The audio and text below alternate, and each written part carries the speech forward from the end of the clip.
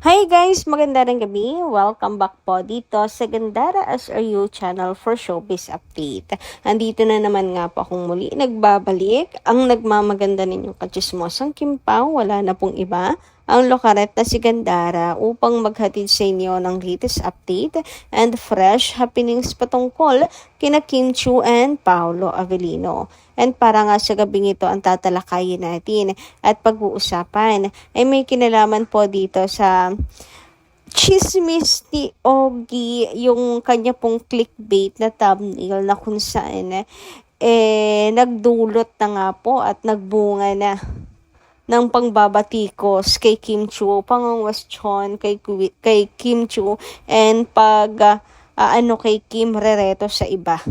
At the same time, tungkol naman dito sa pagpaparamdam ni Gerald na mainit din pinag-uusapan sa social media. Pero bago pong lahat ng iyan, sa mga di pa nakaka-subscribe sa ating channel, pakiclick lang po tayo na ating subscribe button at notification bell na nariyan sa baba upang kayo mag-i-updated po at ma-notify tuwing may bago tayong chika at balita hinggil sa Kimpaw. Basta mga balita na may kinalaman kina Kim Chiu and Paolo Avellino, sagot na po natin yan.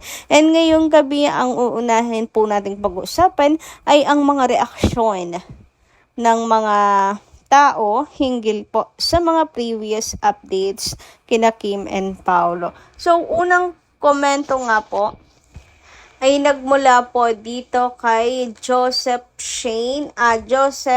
Chanel Regina. Magandarang gabi.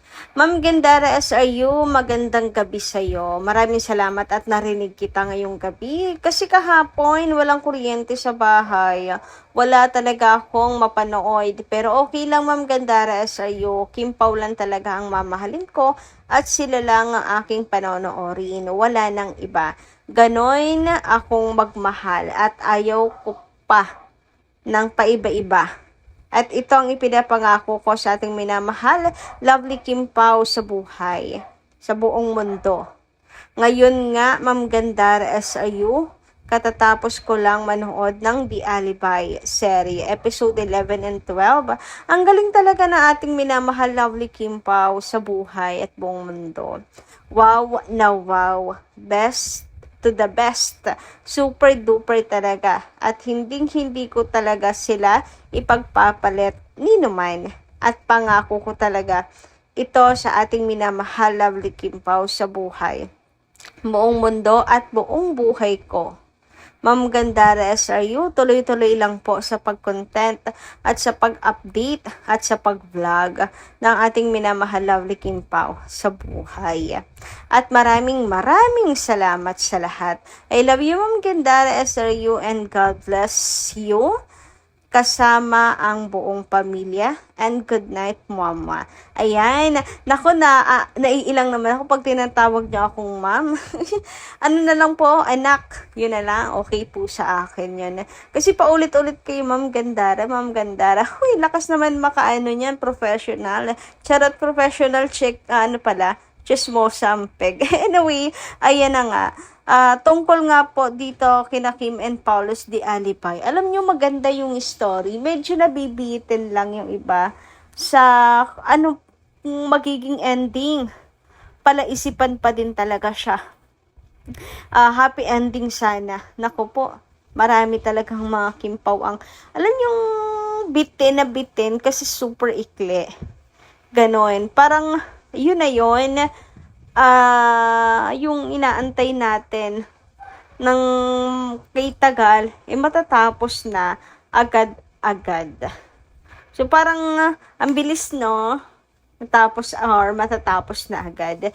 Anyway, eto nga po, yan ang hirap medyo sa probinsya, nagba-brown out talaga. Pero okay, mag-alala, dyan lang naman ang mga videos nila Kim and Paolo.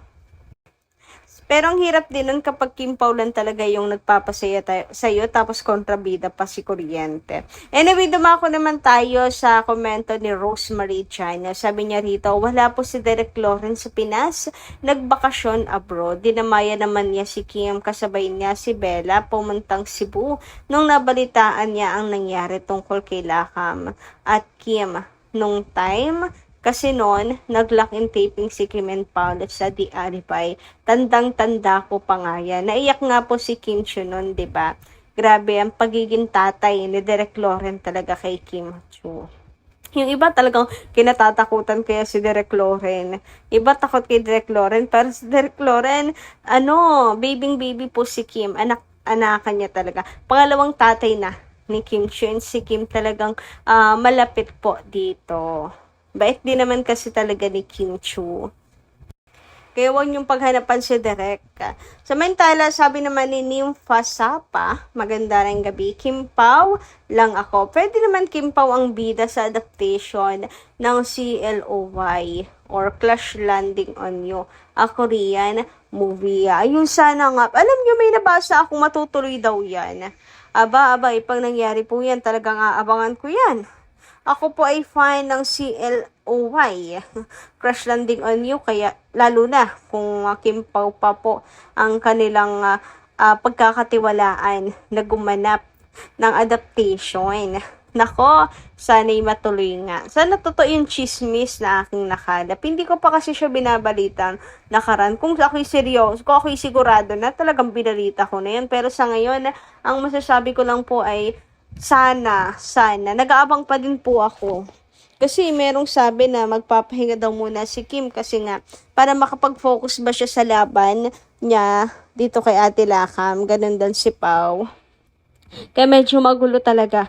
Magulo pang usapin sa next project. Sa Samantala, siguro naman po ay napanood nyo na tong update sa Ogie Diaz Showbiz Update channel, kung saan ay based nga po dito sa kanilang headline, Kim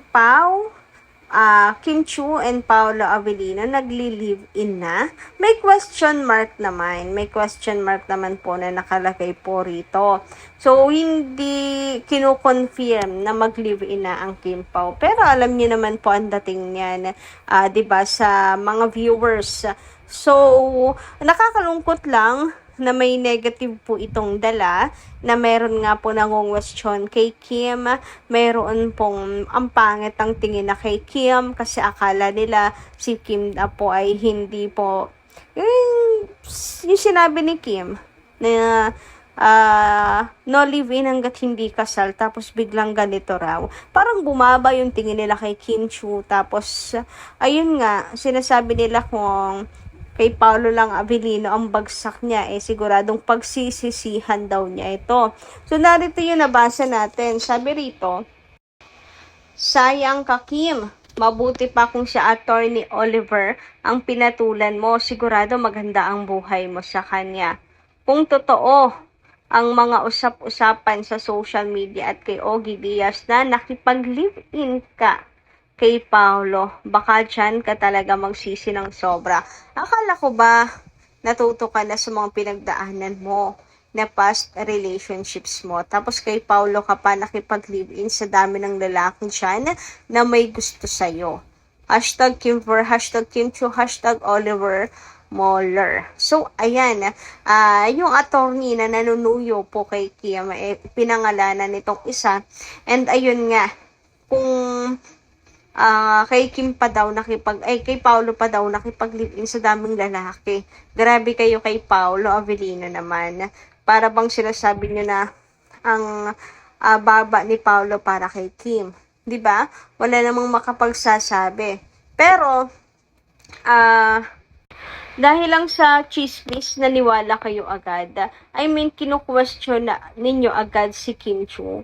Para sasabihin pa na kung kanino lang pumatol, kung doon sana sa attorney, di maganda pa sana ang buhay niya. Na para bang hindi maayos ang buhay ni Kim ngayon. Kayang-kaya po ni Kim kahit wala pong lalaki sa buhay niya dahil si Kim po ay matalino, madiskarte, at masipag. And si Kim hindi po tumitingin sa estado ng buhay ng isang tao. Huwag niyo siyang minamaliit. Nakakalungkot lang na dahil nga, ayun, ito yung bunga ng thumbnail. Itong si Ogie, kahit pa question mark at hindi naman nyo kinukumpirma dahil ito chika-chika nga lang naman sa social media. Masasabi ko lang naman, kung talagang live-in, ay bakit ganon? Hindi naman sila magkasabay lagi dumating. Halimbawa, may pupuntahan silang event or lilipad, papuntang ibang bansa.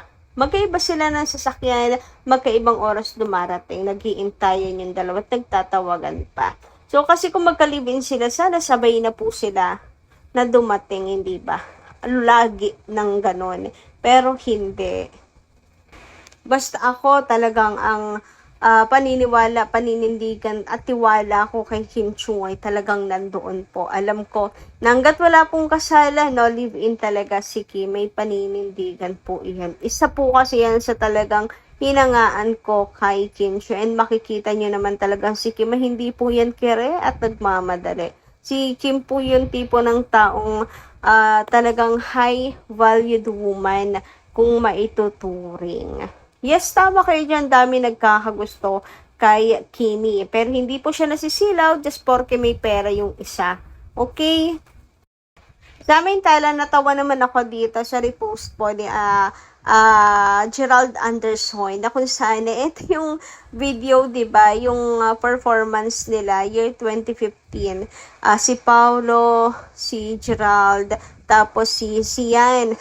Ito yung inaano nila kay Kim Cho kasi lahat po sila ay naging partner ni Kim. Si Sian, si Gerald, tapos si Pao. Ngayon, ang tanong ng mga fans, anong point para ito yung i-post ni Gerald? Sabi nila, nagkataon lamang daw repost. Kasi ito po ay post ng isa sa kanyang mga fans and na performance niya year 2015 dahil na rin sa song choice, etc. etc.